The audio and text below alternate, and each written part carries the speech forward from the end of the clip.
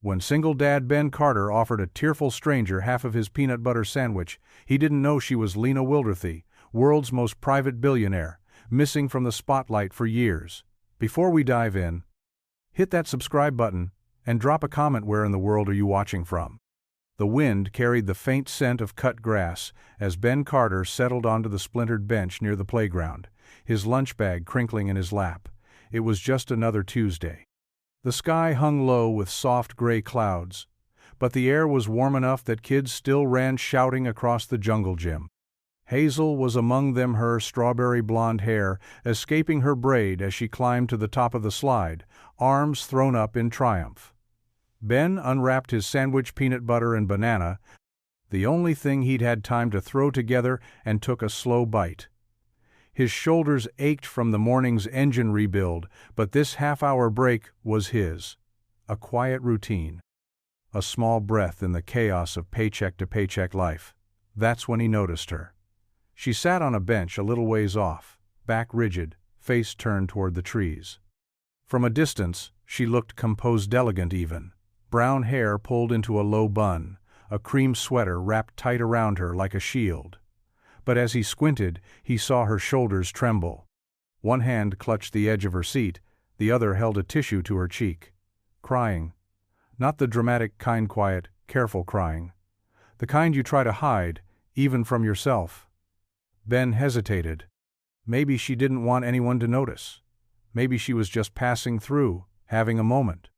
But something about her, the way she sat so still in the middle of a space filled with laughter, made him shift. He stood, walked over slowly, stopping a few feet away. "Hey," he said gently, holding out the other half of his sandwich. "It's nothing fancy, but peanut butter's better than tears." She turned, startled. Her eyes were red, her cheeks blotchy, but she managed a small, incredulous laugh. A heartbeat later, she reached out and took it. "Thanks," she said softly. He gave a half smile. "You looked like you needed a win." And for a few minutes, they sat in silence, side by side, chewing on a sandwich, and a moment that neither of them could explain but neither wanted to end. She held the sandwich like it might fall apart in her hands. Like no one had handed her anything without asking for something in return in a very long time. Ben watched her out of the corner of his eye, not wanting to make it awkward. The park buzzed around them, kids shouting from the monkey bars, a toddler crying over a stolen toy, the rustle of wind through freshly budding trees. But here, on this faded green bench tucked behind the swings, the world felt strangely still. He didn't ask what was wrong, didn't prod. That wasn't his way. He'd learned long ago that sometimes silence spoke louder than sympathy. She took a bite, small, hesitant, like she was testing it.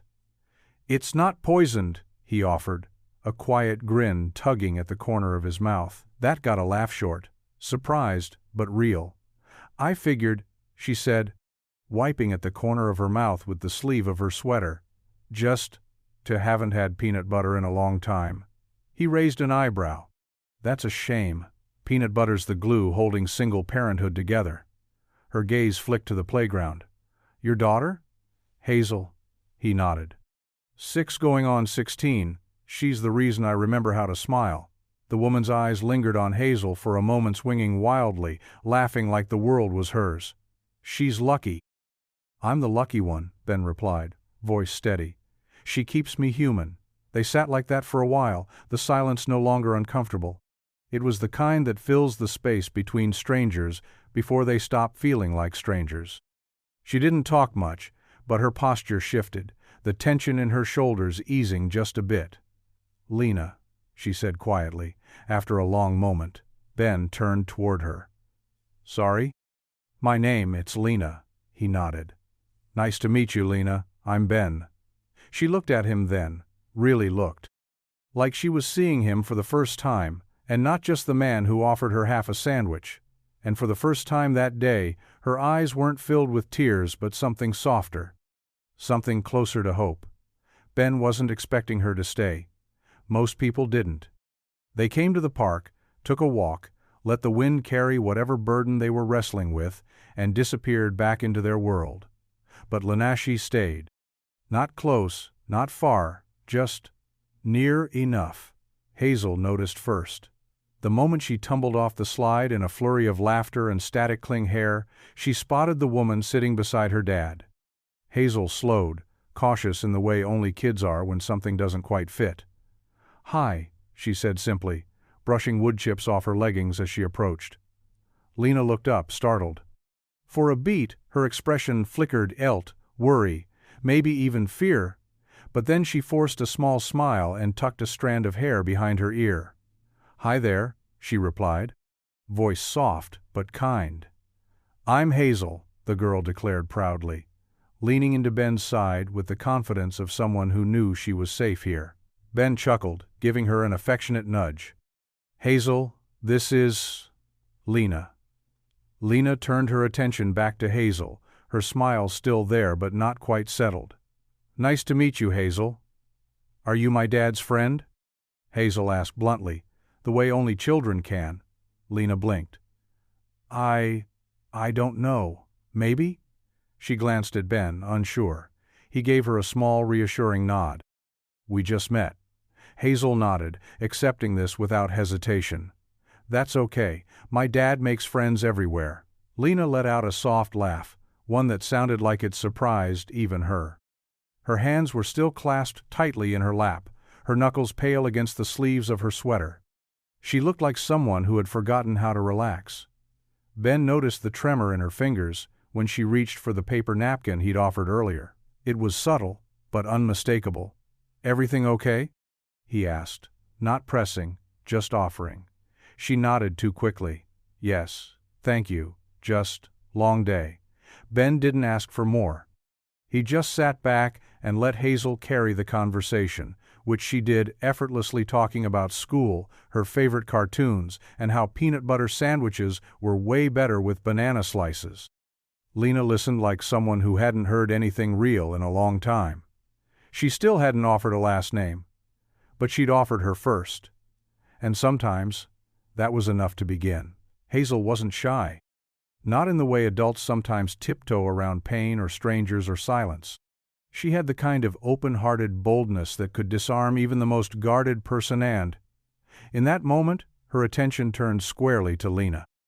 "Want to play tag?" she asked, eyes wide with invitation. Ben looked up from his water bottle, about to step in with a polite, "Maybe not today," but before he could speak, Lena glanced from him to Hazel. Her lips parted in surprise. "I don't think I'm dressed for," she began, gesturing down at her cream sweater and suede boots. Hazel didn't flinch. "You don't have to run fast. I'm always first anyway." Ben gave Lena a small shrug. Hazel logic, kind of hard to argue with. Lena hesitated. Then, to both their surprise, including her own, she smiled. A real one this time. Not practiced, not polite, just real. "Okay," she said quietly. "But only if you promise to go easy on me." Hazel lit up like it was Christmas morning. "Deal." And just like that, Hazel took off across the grass, laughter trailing behind her like a kite in the wind.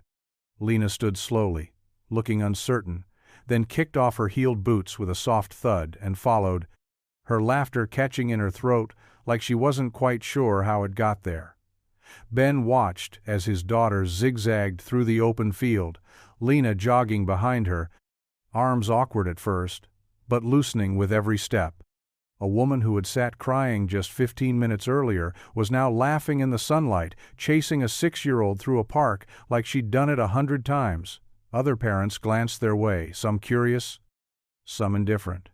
But Ben just sat back on the bench, elbows on his knees, letting the warm breeze drift over him. He didn't know who Lena was, not really. But seeing her there barefoot, hair coming undone, cheeks flushed from running, he knew she wasn't just another passerby. Eventually, Hazel dropped to the grass, breathless and giggling.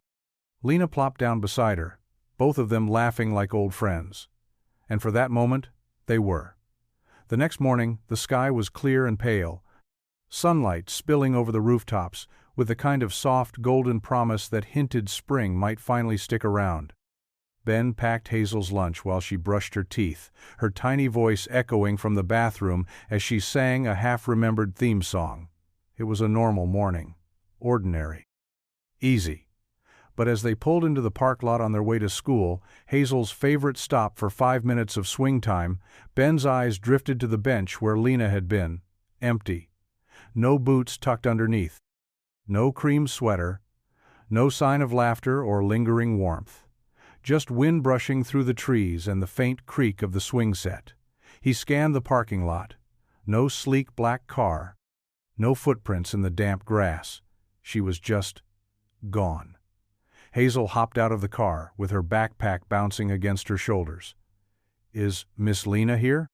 she asked, scanning the field like it was a game of hide-and-seek. Ben shook his head.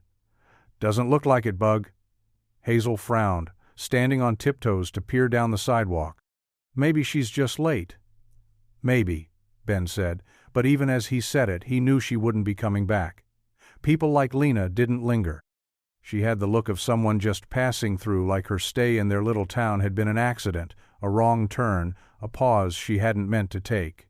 Hazel played on the swings for a few minutes anyway, casting hopeful glances every time a car passed by. Ben sat on the same bench they'd all shared the day before, one arm draped over the back, the other holding his travel mug. He sipped his coffee slowly, letting the silence settle in. Whatever yesterday had been an odd detour, a moment of connection, a flicker of something unfinished, it was over now.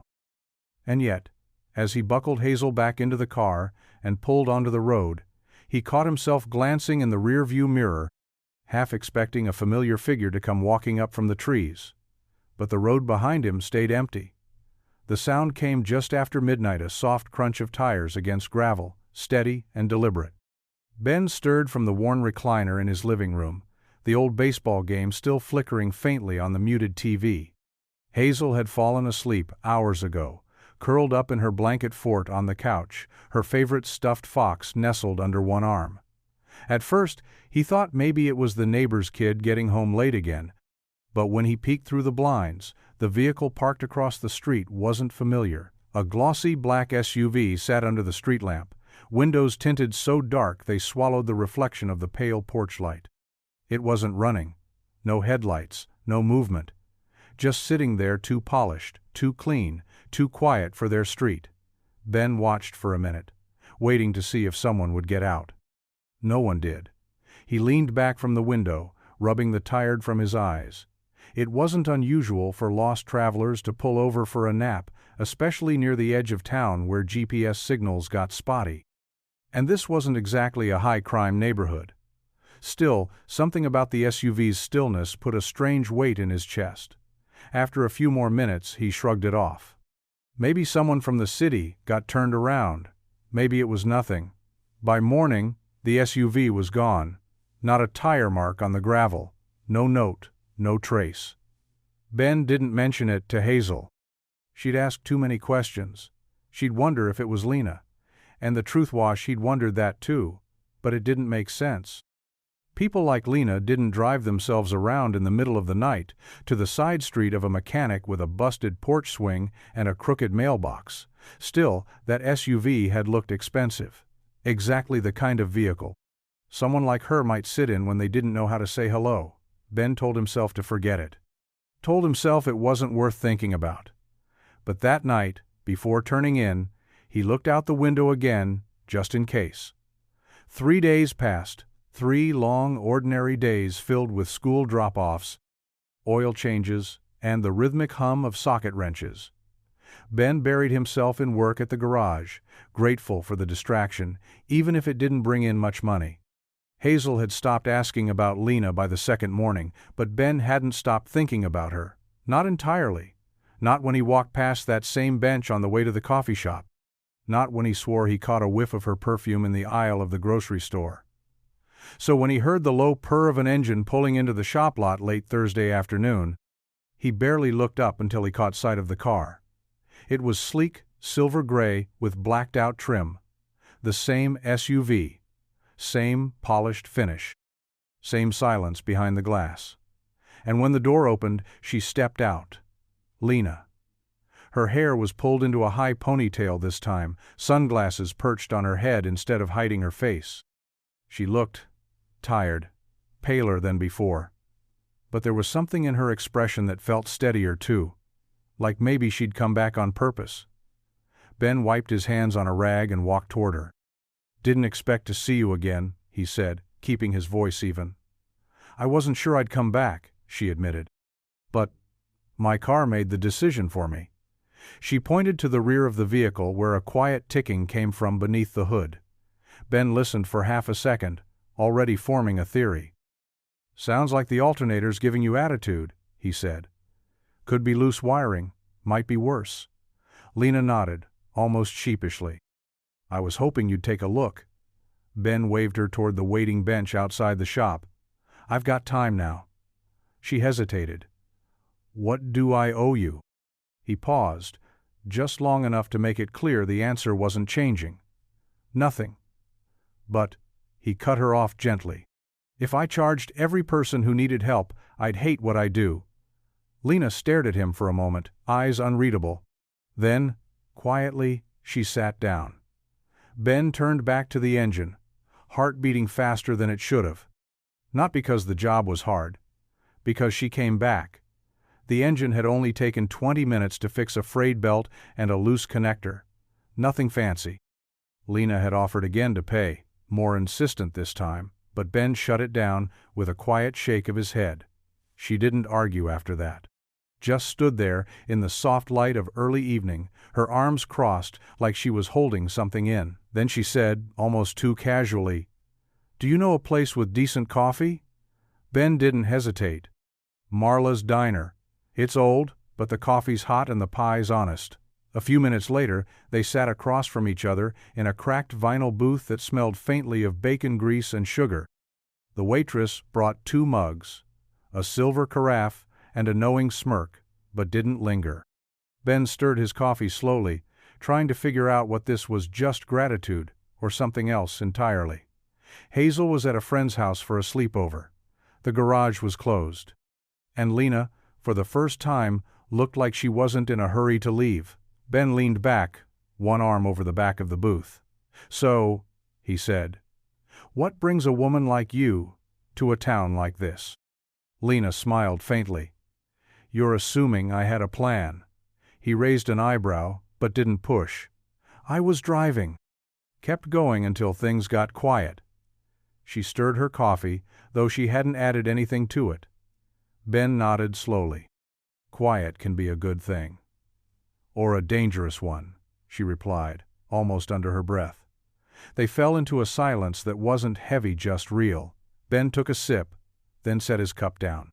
"Hazel's mom died when she was 4. Car accident. Wrong place, wrong time." Lena looked up. Her expression softened. "I wasn't ready," Ben continued. "But when are you, right?" Suddenly, it was just me and this tiny human who needed me to keep moving. So I did. I still am. Lena didn't speak right away. She just watched him, eyes calm, hands around her mug like it was the only thing keeping her grounded. "You're a good dad," she said finally. Ben smiled, a little sad. "I'm trying." Lena offered no details about herself, no mention of family, no job, no past. But in the stillness between sips of coffee, she listened like no one had in a long time. And for Ben, that was enough for now. It was the next day, right after Ben picked Hazel up from school, that the invitation came. Lena stood by her car in front of the garage, dressed in dark jeans and a soft navy coat, her hands buried in the pockets like she was trying to keep herself from changing her mind. Hazel spotted her first and bolted from the truck, arms swinging wildly. "Miss Lena!" she called out, bright as ever. Lena Smileda, genuine, easy thing that Ben hadn't seen from her before, and crouched to meet Hazel in a quick hug. Ben stepped out slower, wiping his palms on his jeans. "Everything okay with the car?"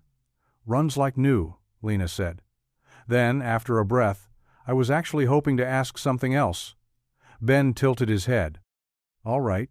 I'd like to take you both to dinner," she said, "as a thank you. And because I'd like to." Hazel gasped audibly. Can we, Dad? Please? Ben looked between them.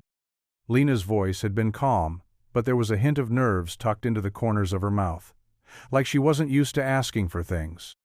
Like the word dinner carried more weight than it should have.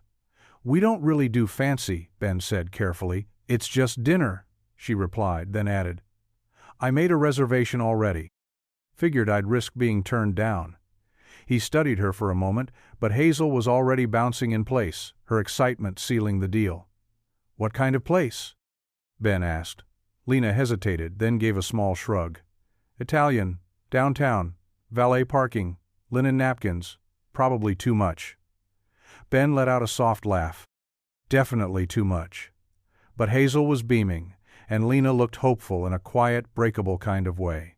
All right, he said finally. But fair warning, we don't know which fork goes with which plate. Lena smiled, almost shy. I don't think I ever did either. She handed him a small card with the address and time, then stepped back toward her car. I'll see you tonight? Ben nodded. As she pulled away, Hazel grabbed his hand and whispered, She's like a fairy godmother. But real. Ben wasn't sure what Lena was, but he was starting to want to find out. Ben had never seen so many wine glasses on one table. The hostess had led them through velvet-draped doors and into a dimly lit dining room filled with hushed conversations and the soft clinking of silverware. White tablecloths stretched like clouds across every table, and candles flickered inside glass globes. It was the kind of place where the menu didn't have prices, and the waiters spoke in low, reverent tones like they were delivering secrets. Ben shifted in his seat, tugging at the collar of his only button-up shirt wrinkled from the back seat of his truck, and stared down at his calloused hands resting on the tablecloth. His jeans were clean but still bore the stubborn shadow of grease stains, and his boots, no matter how hard he'd scrubbed them, looked out of place on the polished tile floor. Hazel, on the other hand, was radiant. She sat perched on the edge of her chair in a sparkly purple dress that swished every time she moved. Lena had sent it over earlier that afternoon, folded neatly in a tissue-lined box, along with a matching pair of shoes and a note that read, "Just in case she wants to feel like magic." She'd squealed, spun in circles, and begged Ben to let her wear it. He hadn't stood a chance. Now Hazel chatted happily with Lena, asking about every item on the menu and mispronouncing the pasta names without shame. She didn't care that they didn't fit in here. She was too busy enjoying the moment. Lena looked stunning again. A soft emerald dress, hair swept to one side, minimal makeup. But there was something else tonight too. A quiet tension under the surface, like she was trying not to scare the moment away. Ben cleared his throat as the waiter poured sparkling water into crystal glasses. "You know," he muttered to Lena, "I've eaten more peanut butter sandwiches in the last month than I've seen cloth napkins in my life." She smiled, eyes twinkling. Then tonight, we balanced the scale a little. He wanted to tell her he didn't belong here, that his life didn't come with appetizers or sommeliers. But then Hazel laughed loud, unfiltered, unbothered, and, in that moment, it didn't matter. They were together, and for the first time in a long while, that was enough. Dinner had gone smoother than Ben expected. Hazel devoured a bowl of spaghetti the size of her head. Lena laughed more than she had the entire week, and Ben found himself relaxing, even smiling, despite the polished silverware and waiters, who looked like they hadn't smiled since birth. For a while he almost forgot where they were. Almost forgot they didn't belong, but the illusion cracked just a little when the check arrived, not because of the total, which Lena had already insisted was hers, but because of the small white valet ticket she slid onto the table beside it. Ben caught it out of the corner of his eye. A simple card with the restaurant's gold logo embossed at the top, a number scribbled in black pen across the middle, and just beneath it, printed in neat type, Wilder. L. His fingers froze around his water glass. Wilder. The name echoed in his head like a bell rung too close to his ear. It wasn't common, not around here. And it wasn't just that it sounded familiar, it was familiar. Lena Wilder. He didn't say anything. Not right away. He glanced up at her, laughing softly as Hazel explained why ravioli was clearly superior to all other pasta shapes. Lena nodded along, completely at ease, her napkin folded neatly in her lap, her voice low and warm. It was her. He was sure of it now. Lena Wilderthy, missing heiress. The woman whose face had once graced every business magazine and talk show headline. The tech empire, the family scandal, the sudden disappearance. She'd vanished from the public eye years ago, walked away from billions, and no one had heard a word since, until now. Ben sat back, letting the realization sink in. She had come to his town, sat on his bench, fixed her car in his shop, played tag with his daughter, all without ever saying a word about who she was. And, somehow, he wasn't angry, just curious. And more than a little stunned. He looked at her again, and this time, Lena's smile faltered ever so slightly, like maybe she knew the moment was slipping. Like maybe she knew he knew. But Ben didn't say anything. Not yet. The next time Lena came by, it was with a thermos of coffee and a quiet smile. She leaned against the side of the garage while Ben tightened a radiator hose beneath the hood of a rusted-out pickup, and for a while, neither of them said much. Ben didn't bring up the valet stub. Didn't mention the name. No questions about headlines or fortune or why a woman with that kind of last name had chosen to hide out in a town like this. Instead, he handed her a wrench without looking up and said, "Mind holding this in place for a second?" Lena blinked, caught off guard, but took the tool and crouched beside him, steadying the clamp like she'd done it before. They worked side by side in companionable silence, her dress coat folded over the workbench, sleeves rolled up just enough to reveal pale wrists. She didn't flinch when grease smudged her hand. Didn't hesitate when Ben asked her to hand him a socket driver from the open toolbox. When the job was done, she dusted off her jeans and offered him the thermos. "Still hot," she said. "Thought you might need it." Ben took it with a nod and a soft thanks. He didn't mention the company she'd once helmed. Didn't ask why she'd disappeared from the world. Didn't ask if she missed it, and Lena noticed. She watched him as he sipped the coffee, leaning against the truck like it was the most normal thing in the world. She tilted her head, studying his face with quiet curiosity, like she was trying to figure him out. "You're not going to ask," she said finally. Ben shrugged. "Didn't think I needed to." Her lips parted, but no words came at first. Then, just above a whisper, "Most people do." "I'm not most people."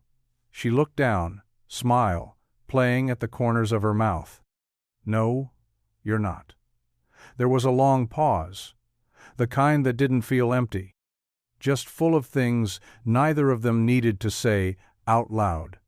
And for the first time, in a very long while, Lena felt like she could breathe. Like maybe, just maybe. Being seen didn't have to mean being exposed. The house was quiet after Hazel went to bed, her soft breathing drifting down the hall like a lullaby wrapped in flannel sheets. Ben sat at the kitchen table, his laptop open in front of him, the screen casting a pale glow across the wood grain. He stared at the search bar for a long moment before typing the name he'd been holding in the back of his mind all week. Lena Wilder. It only took seconds. Articles, photos, headlines that once dominated the news cycle lined the screen in sharp, bold fonts. Wilder heiress. Vanishes after parents' tragic death. Tech empire in limbo. Where in the world is Lena Wilder? Ben scrolled through pages of images: Lena at tech conferences, Lena in elegant gowns at charity galas, Lena in tailored suits beside her father at product launches. Her smile was always camera-ready, her posture perfect, but her eyes.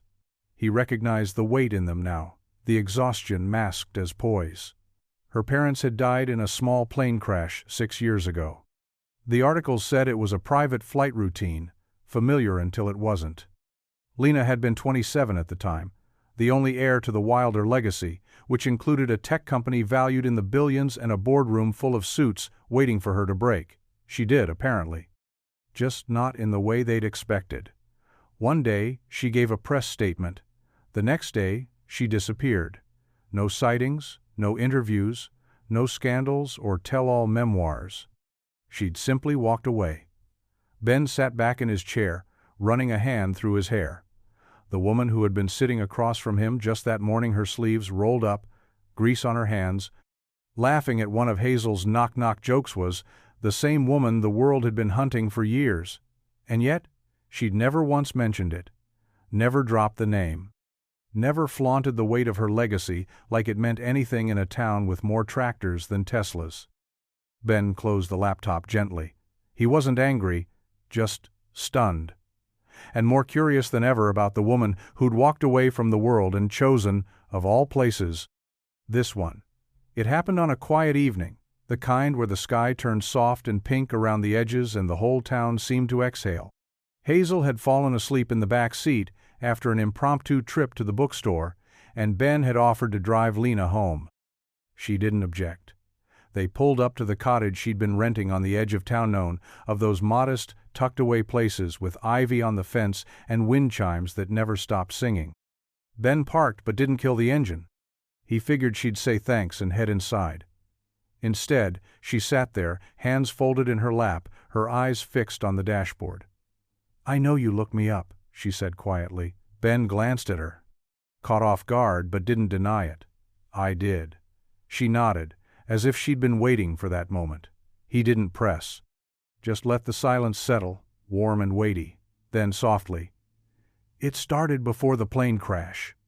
My father had built Wilder Tech from nothing out of our garage, actually. He was brilliant, but reckless. My mother, she was the glue. When they died, everyone looked to me to hold it all together." Her voice didn't crack, but it thinned, like a thread pulled too tight. "I was grieving, drowning, but the board didn't care. Investors didn't care. They wanted me to smile at the cameras and sign off on decisions I didn't believe in. And when I pushed back, they pushed harder." She paused, eyes distant now, lost somewhere in the shimmer of memory. "I had friends who stopped taking my calls. A fiancé who told me he couldn't ride out the uncertainty. I was surrounded by people, but I'd never felt more alone." Ben said nothing, just watched her. Listened. "I didn't run," she added, voice firm now. "I walked, quietly, on my own terms. I left them the company, the spotlight, the headlines. I didn't want to win, I just wanted out." She finally looked at him then. No makeup, no armor, just Lena. "I never expected to stay here," she whispered. "But then I met your daughter, then I met you." Ben reached for the gear shift, but paused, his hand resting there. "You don't owe me explanations." "I know," she said. "That's why I'm giving you one." The first sign something was wrong came in the form of a handshake. Ben wiped his hands on a rag as his boss, Cal, strolled into the garage mid-morning wearing a collared shirt instead of his usual oil-stained flannel. That alone was enough to make Ben pause. Cal never dressed up unless there was bad news or a funeral. Sometimes both. "Got a minute?" Cal asked, nodding toward the office. Ben followed him in, the air inside thick with dust and the faint scent of old coffee. The blinds were half drawn, the sun streaking through like it was trying to sneak a look at the conversation. "I'm retiring," Cal said, just like that. "Sold the shop," Ben blinked. "To who?" "Some outfit out of the city, expansion thing. Big brand, fancy name, they're taking over next month." Ben tried to process it. He'd worked at Harrison's garage for almost 10 years. It wasn't perfect, but it was steady. It was home. "Are they keeping the crew?" Cal shifted in his chair. "Some of you don't know the full list yet. They're looking at numbers, not faces." Ben's stomach dropped. Back in the garage, he stared at the rows of toolboxes, the grease-stained floor, the cracked blue wall with Hazel's old drawing still thumbtacked near his workbench, a lopsided car with hearts around it. He'd built a life here, not a rich one, but an honest one. Losing it felt like the ground shifting beneath him. By the time he picked Hazel up from school, his thoughts were racing. The bills on the fridge weren't going to pause. The rent wouldn't stop. He'd already been stretching every paycheck to make it work. Hazel's school shoes, the power bill, a chipped filling he still hadn't fixed. There wasn't a backup plan, there wasn't time. Hazel climbed into the truck, chattering about art class and library books. Ben nodded along, smiling where he should, but his mind was far away. That night, after she fell asleep, he sat at the kitchen table under the hum of the flickering light bulb and did the math. It didn't look good. It was late, and the garage lights were off. But Lena knocked anyway. Ben had been sitting at the kitchen table again, staring down at a notepad covered in scribbles numbers that didn't line up, overdue notices, a flyer for a second-hand tool auction he couldn't afford to attend. Hazel was asleep, the TV murmuring low in the background, but the knock pulled him from the spiral in his mind. When he opened the door, Lena stood on the porch holding a small paper bag and a look that hovered between hesitation and resolve. "You left your thermos at the park," she said. Ben took the bag and gave a tired smile. "Thanks." She didn't leave. Instead, her eyes darted past him into the quiet of the house, where the edges of his reality showed into walls, frayed curtains, an old heater that ticked louder than it warmed. "I heard about the garage," she said softly. "I'm sorry." Ben sighed and leaned against the doorframe. "Yeah, Cal's moving on. New owners want fresh faces." There was a pause. Then she spoke, carefully measured. "I could help." He blinked. "Help?" "I could cover a few months," she said. "Just until things settle. Give you time to figure out your next step." He straightened, something inside him tightening. "Lena." "It's not charity," she said quickly, stepping forward. "It's gratitude. You've been good to me, kind. Real. Let me return that." Ben met her eyes. "That's the thing. You don't owe me anything." She opened her mouth, but he held up a hand. "I appreciate the offer," he said, quieter now. "But I've worked too hard to stand on my own feet just to lean on someone else's." Lena looked down, her shoulders stiffening just slightly. "So, what your pride won't let you accept a little help?" "It's not pride," Ben replied. "It's principle. I'm not ashamed of struggling. I just want to get through it on my terms." The porch light buzzed above them, casting a warm glow between two people standing inches apart, separated by things neither could name. After a moment, Lena gave a slow nod. "Okay, I understand." Ben offered her a tired smile. "But the thermos? I'll take that." And somehow she smiled too, because even rejection, when it came from him, still felt honest. By Saturday morning, the whispers had found their way into the corners of the town, like wind sneaking through a cracked window, quiet, persistent, impossible to ignore. It started at Margie's Deli, where old men gathered over black coffee and dry toast, and where anything unusual was chewed over longer than the food. "You seen that woman?" one of them asked, raising an eyebrow over the rim of his mug. "The one always with Ben Carter? Drives that shiny SUV. Too pretty for a town like this," another muttered, shaking his head. "Definitely not from around here." "She's not just pretty," Margie chimed in from behind the counter, wiping her hands on a dish towel. "She's expensive. You see that coat she wears? Pure cashmere. I saw one just like it in Chicago, cost more than my stove." Across town, at Hazel's school pickup line, two mothers leaned against a minivan with crossed arms and narrowed eyes. "He's a single dad, right?" "Since the accident?" "Mm-hmm. And now she's just suddenly around, picking up his daughter from art class like she's family?" "I bet she's one of those influencers, or worse, some big city investor looking to buy up property."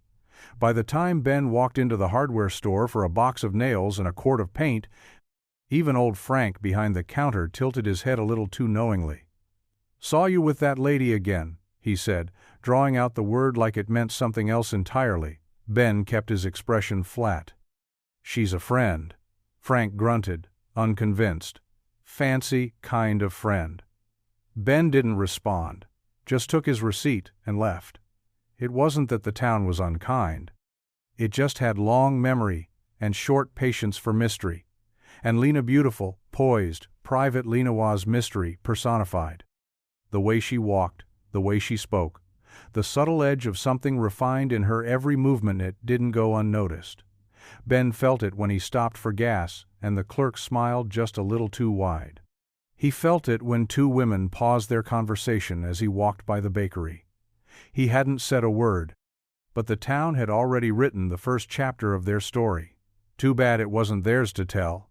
It was a rainy Tuesday when the call came in. Ben had just finished patching a leaky radiator under a rust-bitten Ford when his phone buzzed in his pocket.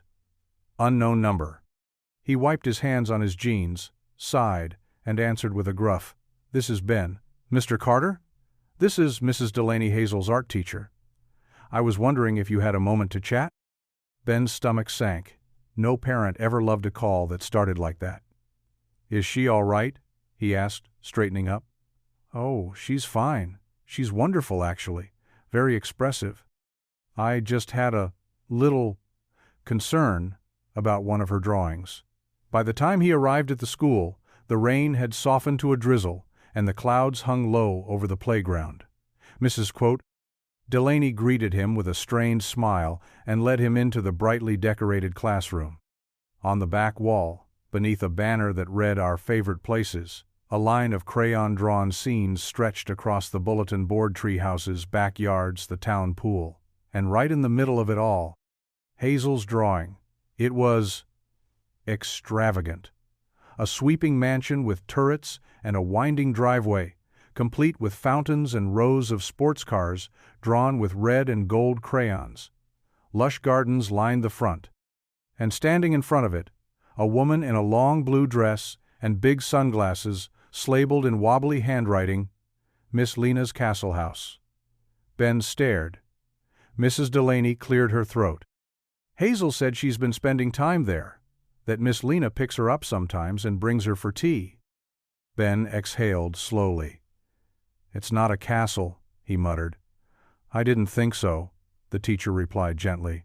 "But some of the other kids are asking questions about where Miss Lena lives, about why Hazel says she has gold spoons and elevators inside her house." Ben winced. "She's got an imagination." "She's got a good memory," Mrs. Delaney said kindly. "Whatever this is, Mr. Carter, just be mindful. Kids talk, and adults listen." Later that night, Ben tucked Hazel into bed and sat beside her for a while. "Hey, Bug," he said softly. "Tell me about that drawing." Hazel beamed. "Miss Lena's house is like a fairy tale, Daddy. But she says she likes ours better because it has pancakes and you." Ben swallowed hard. He didn't know what Lena was to them yet. But it was clear she already meant something to Hazel. And maybe to him, too. The first camera crew showed up on a Thursday morning. Ben had just opened the shop, keys still jingling in his hand, when a sleek black van pulled into the gravel lot. A woman in heels stepped out, followed by a man with a camera hoisted on his shoulder. The logo on the side read, "Entertainment Now." Bright, loud, out of place. "Ben Carter?" the woman called out, already walking toward him, microphone in hand, and smile too wide to mean anything good. He froze. "Who's asking?" "We're hoping to get your side of the story.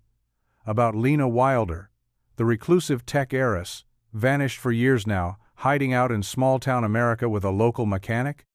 "You've certainly become the headline." Ben didn't answer. Just turned, walked into the shop, and slammed the door shut behind him, but it didn't stop there. By noon, 2 more vans had arrived, this time from news networks with bigger names and shinier microphones. They loitered outside, filming the garage sign, asking anyone who passed by if they knew him.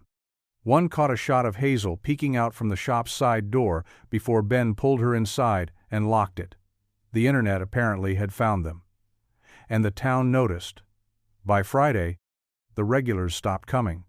Miss Franklin didn't bring her old Buick in for its usual oil change. Gus, who Ben had fixed up free more than once, suddenly canceled his appointment. Indefinitely. Even Frank from the hardware store barely made eye contact when Ben walked in. It was like a switch had been flipped. People who used to wave from across the street now turned away. He heard whispers in the grocery store, aisles phrases like "gold digger," "opportunist," and Must be nice to land a billionaire. The worst part? They didn't say it with anger. They said it with disappointment, like they'd expected better from him. Lena called. Twice. He didn't pick up. What was he supposed to say? That the world had barged in and wrecked everything he'd carefully built? That her name had become poison on his door? That night, he sat on the front steps alone, elbows on his knees, watching as another camera crew circled the block like vultures. He hadn't asked for any of this. All he'd done was share a sandwich. And now everything was falling apart. The calls stopped first. For 3 days, Ben checked his phone every morning before opening the shop. Nothing. No texts. No voicemails. The number Lena had used rang once, then dropped straight to silence. He told himself not to worry. Maybe she was laying low, waiting for the storm to blow over. Maybe her lawyer had stepped in. Maybe she just needed space. But by the 4th day, the house she'd been renting was empty.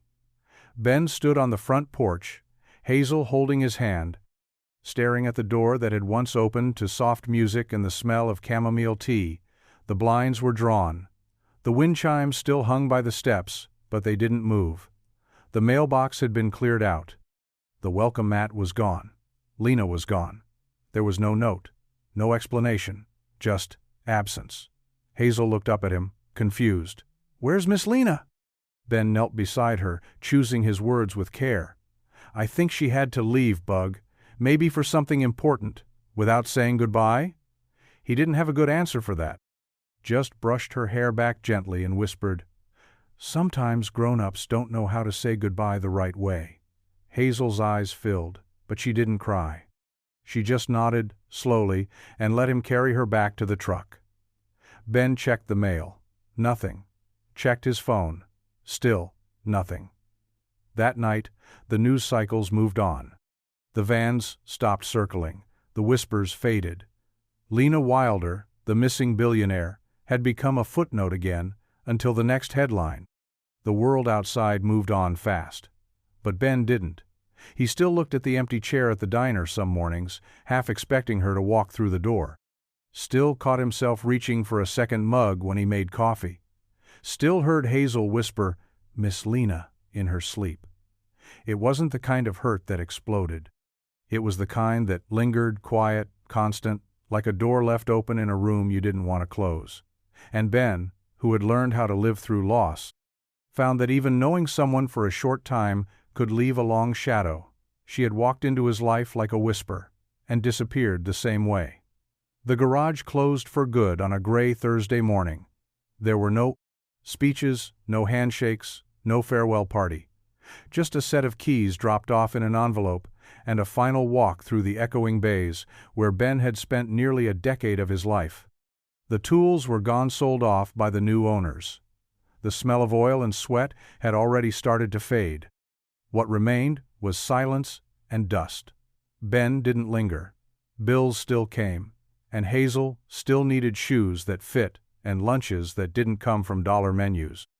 So he took the first job that said yes.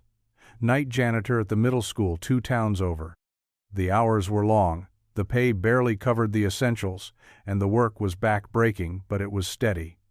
Each evening, after Hazel fell asleep on the couch with a book in her lap, Ben would quietly slip out, lunchbox in hand, and make the 40-minute drive down winding roads to sweep classrooms and empty trash bins under flickering fluorescent lights. No engines to fix. No customers to talk to. Just mops and floor wax and the quiet hum of vending machines in dark hallways. He didn't complain. Not once. Every dollar mattered. Every shift meant the lights stayed on, the rent got paid, and Hazel had enough for the book fair she'd circled on the school calendar.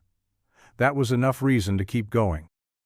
On the weekends, he patched up neighbors' lawnmowers and old tractors for a little cash under the table. Some still gave him sidelong looks. Whispers stuck to their words like dustbutt. Others nodded, quiet and respectful, like they knew what it meant to just keep your head down and do the work. At night, after cleaning the last hallway and locking up, Ben would sit on the back steps of the school and look up at the stars. He didn't think about Lena. Not much. But every now and then, when the wind was still and the world felt heavy, he'd wonder if she ever looked back, and then he'd head home. Because no matter who stayed or left, Hazel still needed pancakes in the morning, and Ben still knew how to show up. It came on a Monday. Plain, white envelope. No return address. No stamp. Just his name, Ben Carter, typed neatly on the front in a font too clean to come from anyone local. He almost tossed it in the junk pile, assuming it was another piece of mail addressed to someone else. But something about the weight of it, the careful way the paper folded in his hand, made him pause. Inside, a single sheet of stationery and a folded cashier's check. He unfolded the letter first.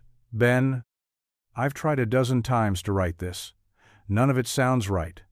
I don't know how to say thank you in a way that matches what you gave me, what you and Hazel gave me. You didn't ask for anything. Not my name, not my past, not what came with it. And when you found out, you still looked at me like I was a person, not a headline. I left because I had to, not because I wanted to. I panicked, and I took the easy way out. Again, this check won't fix what I broke, but it might help with what you've lost. Use it, or don't. Either way, know that someone out there is rooting for you. Hazel deserves every dream she has, and you deserve a little peace. The check was real. Stamped, signed, 5 digits, and a 0 at the end that made Ben sit down. He stared at it for a long time, the hum of the refrigerator filling the quiet kitchen. Outside, Hazel's bike lay in the yard where she'd left it, half-painted from their weekend project. Her laughter still echoed faintly in the house, even though she was upstairs, humming as she colored. He held the check between his fingers like it might melt if he gripped it too tight. No return address. No number to call. No way to answer.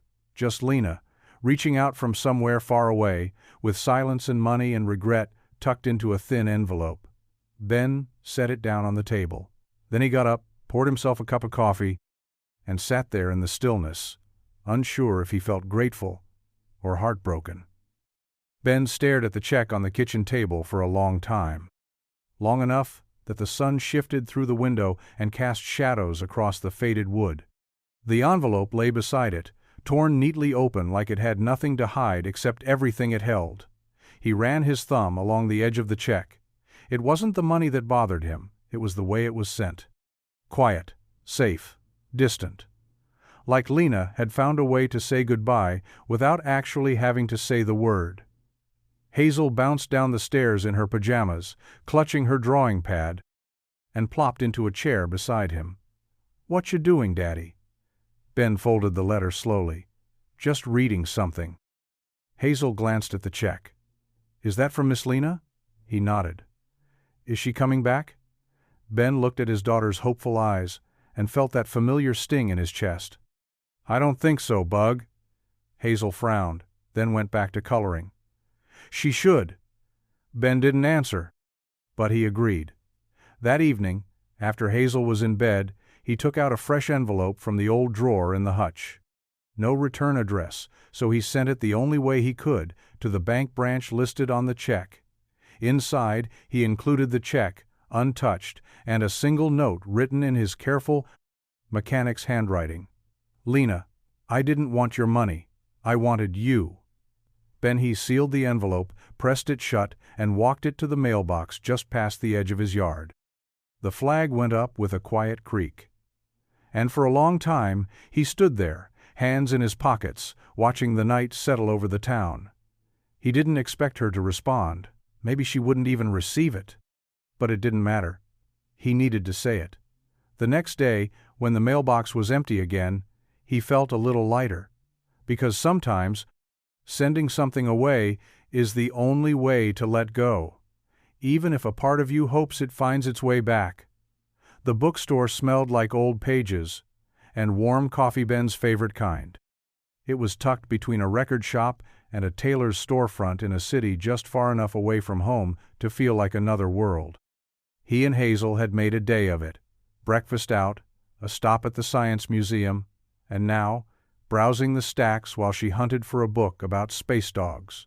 Ben wandered through the nonfiction aisle, flipping half-heartedly through a book on classic engine restorations, when he caught sight of her. At first, he thought he was imagining things. She stood near a shelf of poetry, her back to him. Hair pulled into a loose braid, wearing jeans and a simple gray sweater. No sunglasses, no heels, no air of distance. Just a woman in a quiet bookstore, tracing the spines of books like she was looking for something she wasn't sure existed. His heart stuttered. "Lena?" She turned slowly. Her eyes widened, startled then, softened. "Ben." They stood there for a beat, both uncertain, both grounded in the same moment, yet unsure how to step into it. She began, then paused, brushing a strand of hair from her face. "I didn't think I'd see you again." He offered a small smile. "I didn't think I'd want to see you again, but here we are." She laughed softly, not defensively, this time, just gently, like it was safe to do so. "I come here when I need to breathe." "You found a good place for it." There was something different about her. The tension she used to wear like a second skin had loosened. Her voice was steady, not guarded. But there was still something behind her eyes, something unsure, as if she wasn't sure whether to stay or run. "Hazel's here," Ben said after a moment. "She's in the kids section, probably building a stack taller than she is." Lena's face lit up, then dimmed, just as quickly. "I shouldn't interrupt." "Then don't," Ben said, his voice low. "Just say hi." She hesitated, and then she nodded. "Okay." Because some moments didn't need planning. They just needed to happen. They ended up at a cafe next door to the bookstore, quiet, tucked beneath an awning, the kind of place where no one rushed you and the coffee came in mismatched mugs. Hazel had stayed behind in the children's nook, with a store clerk she'd immediately charmed. Lena had insisted on paying for everyone's drinks, despite Ben's half-hearted protest. Now they sat across from each other again, the space between them, small, but filled with all the things they hadn't said in weeks.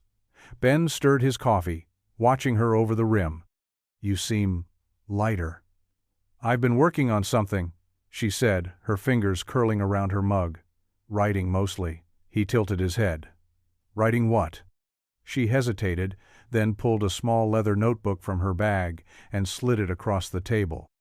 On the front, embossed in gold foil, were the words, "Where I went when I left." Ben raised an eyebrow, fingers brushing the cover. "You're writing a memoir?" "Not exactly," Lena said. "I mean, it's a memoir.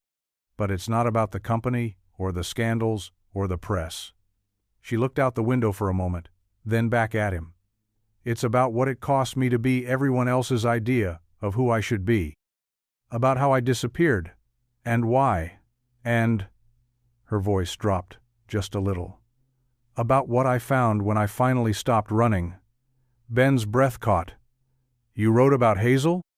he asked. "I wrote about both of you." She leaned forward, voice low and steady now. "The world saw me vanish. They didn't see who helped me feel human again. I needed to put it into words, not for headlines, for myself." Ben turned the notebook over in his hands. "You think anyone will believe it?" Lena smiled, and this time it reached her eyes. "Doesn't matter. I finally believe it." They sat in silence after that, the kind that didn't need to be filled, and for the first time since she'd left, Ben realized she hadn't just returned, she was starting to come home. The drive back from the city was quiet, Hazel asleep in the back seat, clutching her new stack of books like treasure. The sun dipped low behind the hills, casting long shadows over the winding road. Ben's hands rested steady on the wheel, but his thoughts were still back at that cafe at Lena, at her notebook, at everything she'd said without saying too much. She was different now. Not less complicated, but less afraid. And that made him wary in a way he hadn't expected, because now she wasn't hiding behind silence or sunglasses. She was asking to be seen. For real. So when she called 2 nights later, he picked up. "Hey," her voice came through, warm but tentative. "Hey," he said back, leaning against the porch rail. The stars blinking quietly above the roofline. There was a pause on the line. Then, can I ask you something that might scare both of us? Ben let out a soft breath. You can try. I've been thinking about starting over. Not disappearing. Not hiding, starting fresh. Her voice tightened slightly. Somewhere that isn't tied to my past, or your pain. Just a beginning. He didn't say anything, let her keep going. I want to offer you and Hazel something. A place. A life. Not out of guilt. Not as some kind of repayment. Just because I care. About you. About her. She stopped, then added quieter. Because I want us to be something. Together. Ben closed his eyes. Let the words sink in. This isn't charity, she said. It's an invitation. He looked toward the living room window. Hazel's drawings were taped up in crooked lines, rockets, flowers, one of a stick figure, Lena in a big dress next to a smiley-faced son. This house, small and worn as it was, held all the love he had left. And yet, the idea of building something new with someone stirred something in him he hadn't felt in years. You're not scared? He asked. I am, she said. But I'd rather be scared with you than safe without you. He didn't give her an answer yet. But he didn't hang up either. The next morning, Ben stood in the kitchen flipping pancakes, Hazel humming along to a cartoon playing softly in the background. The smell of syrup and butter filled the air, warm and familiar. It was their routine, one of the few things untouched by the chaos of recent weeks. Lena's words still lingered in his mind. A beginning, not charity. Family. I'd rather be scared with you than safe without you. Ben had replayed them over and over, running his fingers along the edges of what they could mean. He wasn't a man who jumped.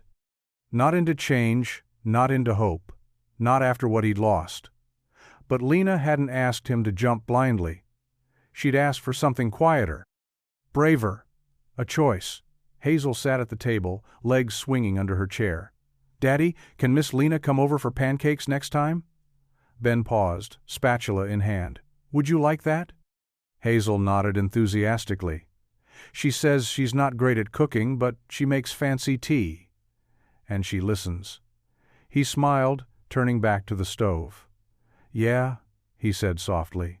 She does. Later that afternoon, when Hazel was off at a playdate, and the house had fallen into a rare, peaceful quiet, Ben sat on the porch with his phone in his hand. He stared at Lena's name in his contacts. No voicemail. No script. He just dialed. She answered on the second ring, her voice a little breathless. Ben? I've been thinking about what you said, he began, voice steady. Okay, she said, hope and hesitation tangled in that one word. I can't promise anything yet, he said. But I'm not saying no. There was a beat of silence. Then, softly, that's more than I expected. It's not just about me, he added. Hazel, she's been through enough. I won't let her fall for someone who's going to disappear again. I won't, Lena said, her voice quiet but firm. Not this time. Ben nodded to himself as if sealing something in place. Then I guess we'll see where this goes. Not a yes, not a no. But sometimes, in the space between those two answers, a future can begin to take shape. Hazel's 7th birthday landed on a warm Saturday, the kind of day where the sun felt like a gift in itself. The backyard was strung with handmade paper streamers, the folding table covered in a plastic unicorn tablecloth that kept curling at the corners. A half-deflated bouncy castle leaned slightly to the left, but Hazel didn't mind. She was too busy racing her friends up and down the yard, her laugh trailing behind her like music. Ben manned the grill with a spatula in one hand and a wary eye on the melting cake in the shade. He'd gone all outer as all out as a tight budget and second-hand party supplies allowed. Hot dogs, juice boxes, paper crowns. Hazel was glowing. That was all that mattered. Then the gate creaked open. Ben turned, expecting one of the neighbor kids. Instead, he froze. Lena. She stood there holding a bundle of bright balloons in one hand and a small container of gourmet ice cream under the other arm, her smile equal parts nervous and hopeful. She wore jeans and sneakers, her hair pulled into a ponytail, and behind her, a puppy. Small, golden, all oversized paws and flopping ears. It wagged its tail furiously, leash in tow, nose twitching as it sniffed the air. Hazel spotted her next. "Miss Lena," she shrieked, running full speed across the yard. "You came!" Lena knelt, just in time to catch her in a hug. Wouldn't miss it for the world. The kids crowded around as the puppy gave out a small bark, then immediately tripped over its own feet. Hazel gasped, eyes wide. "Is he mine?" Lena looked to Ben, who was already walking toward them, a mixture of disbelief and amusement on his face. "Only if it's okay with your dad." Ben crossed his arms, one brow raised. "A puppy?" Lena gave him a small shrug. "I figured if I'm going to win her heart, I might as well go big." He looked down at Hazel, who was already wrapped around the wiggling furball like she'd known it her whole life. And Ben, who wasn't ready to say yes to everything, found himself nodding anyway. "Looks like we've got a new roommate." The sun had dipped, low, casting the backyard in soft amber light. Paper plates littered the picnic table, a few deflated balloons clung to the fence, and the last of the guests had driven off with tired smiles and icing-smeared party favors. Hazel was curled up inside on the couch, fast asleep with the new puppy whom she'd promptly named Waffle Stucked against her chest. Ben stepped out onto the back porch with 2 mugs of lukewarm coffee and handed one to Lena, who sat on the top step with her shoes kicked off and her legs stretched out toward the yard. "You survived," she said, taking the cup. "Barely," he replied. 7-year-olds are ruthless. She laughed softly, her head tilting back just enough to catch the fading light.